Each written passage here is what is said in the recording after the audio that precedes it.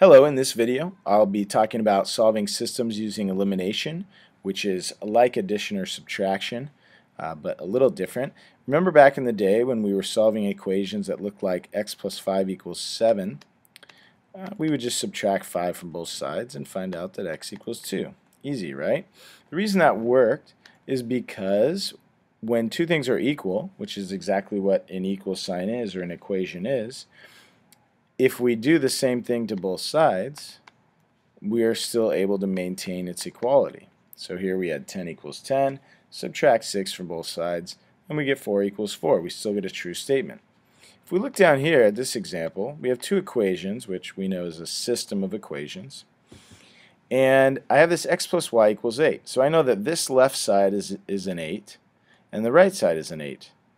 Okay, and I know in equation 2, x minus y is actually 2. Okay, so we have a 2 here and a 2 here.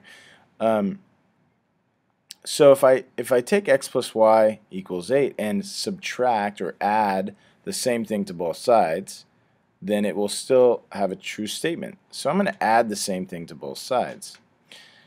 So what I'm going to add to this side is 2, except instead of making it look like a 2, it's going to be an x minus y, right? Because it is 2. To the right side, I'm going to add 2 as well.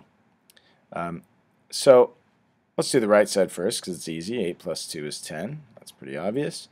The left side, remember I said this is a 2, so I'm still able to do it, but it looks like an x minus y. So I'm going to add x and get 2x. Then I'm going to add y and negative y and get 0, right? So I have 2x plus 0 equals 10. So the benefit of that, as you can see, is that y is gone. It's been eliminated. And now I can solve for x. Then, similar to the last video, I can plug that into either one of these equations. I'll plug it into equation 1.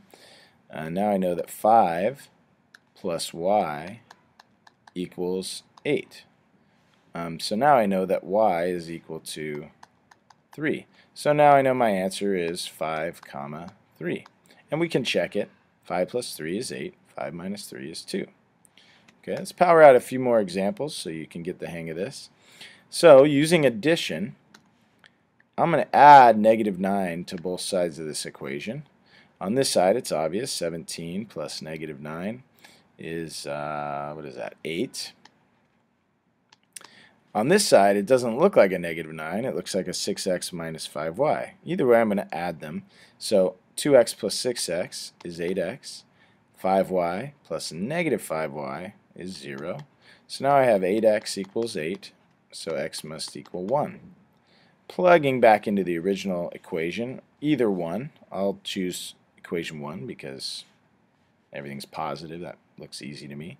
So 2 times 1 instead of x plus 5y equals 17. So I have 2 over here. I'm going to subtract 2 from both sides. And now I'm going to divide both sides by 5 and get y equals 3. So 1 comma 3 should be the answer. Let's try it. 2 plus 15, that works. 6 minus 15 is negative 9. That works. Alright, let's try again. Now in this one, if I add both of these, I get 4m plus 2n equals 18. Oh, whoops, that 4m. That didn't work because it didn't eliminate any of the letters, so adding didn't work here, so that's no good. Let's go back. What if I subtract? So 12 minus 6 is 6. N minus n is 0. M minus 3m, right? I don't want to, so we're subtracting the whole thing. So n minus n is 0, and m minus 3m is negative 2m. So now we have negative 2m equals 6. Divide by negative 2. I get m equals negative 3. I'm going to plug it back into equation 1 here. So negative 3 plus n equals 12. Adding 3 to both sides gives me 15. So now I think my answer is negative 3 comma 15. Let's try it out. Negative 3 plus 15 equals 12. That's correct. Negative 9 plus 15 equals 6. We're all good. Let's take a look at this example. Now here, if I add them, I don't get rid of anything. If I subtract them, I don't get rid of anything. So initially you would think, well, this isn't going to work. Well, using algebra again, I see that if I were to multiply 5 times 3, I would get a negative 15, or this negative 5 times 3, which would work. So as long as I can match up coefficients of a variable, I'll be able to eliminate something. So I'm going to start by doing that. So I'm going to label this equation 1 and this equation 2. Now I'm going to change equation 2. I'm going to copy it real quick here. Oh, that's not going to work. Okay. So I'm going to change equation 2. Here's the initial thing. I'm going to multiply both sides by 3. And I'm choosing 3 because I want this to say 15. So now I get 21x minus 15y equals, what is that, 34, 51. Okay, now I'm going to set this up again. So here was equation 1.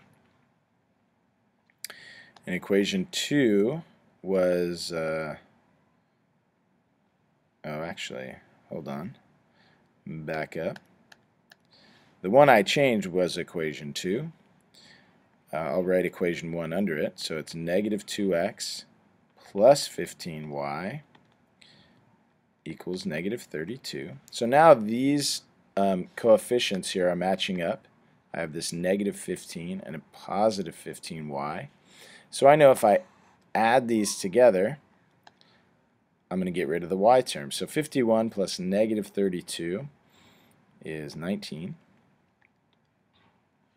And then I have negative 15y plus 15y is 0. And then 21x minus 2x, or plus negative 2x, is 19x. So I know that x has to be equal to 1. Now I'm going to plug in back up here. I don't know which one looks easy here. Maybe I'll plug it into equation 1. Neither of these look real easy. So negative 2 times 1 plus 15y equals negative 32. So I know that negative 2 plus 15y equals negative 32. I'm going to add 2 to both sides. And now I'm going to divide both sides by 15. So I think that my answer is 1 comma negative 2. I'm going to mentally check that. So negative 2 minus 30 is going to be negative 32. That works. 7 plus 10 equals 17. Great. Alright, let's try one more example here. Now here, when I look at this, the 3 and the 4 don't match up. The 2 and the 3 don't match up. And I cannot multiply anything here to get a 4, or anything here to get a 3, or vice versa. So this time I have to multiply both sides of both equations by something. So I could get a 12 matched up on the x terms, or maybe a 6 matched up on the y terms. Let's do that. 6 will be easy. So if I multiply the top by 3 and the bottom one by 2, I should get some matched up coefficients. So let's try it. So we have 9x plus 6y equals 3. It's a 6, by the way, not a b. And down here we have 8x plus 6y equals negative 4. So I have these matching coefficients here, and now using subtraction I can get rid of the y's. So 9 minus 8 is just 1x, right? So 9x minus 8x is 1x. And sorry, I forgot to put parentheses here because I'm subtracting each term. And then 6y minus 6y is 0. And then we have 3 minus negative 4, right? 3 minus negative 4 is actually 3 plus 4. So now I know x equals 7. Plug that into any of these original equations. Let's do equation 1 because the numbers are smaller and positive. So I have 3 times 7 plus 2y equals 3. Nope, just kidding. Equals 1. Because I'm looking at the original here, right? And so 21 plus 2y equals 1. 2y, I'm going to subtract 21. I'm going to divide by 2. So now I have an x-coordinate of 7, y-coordinate of negative 10. I'm going to mentally plug those in. So 21 minus 20 equals 1. And then 28 minus 30 equals negative 2. So that is correct. And that's going to do it for tonight's video. Thanks for watching.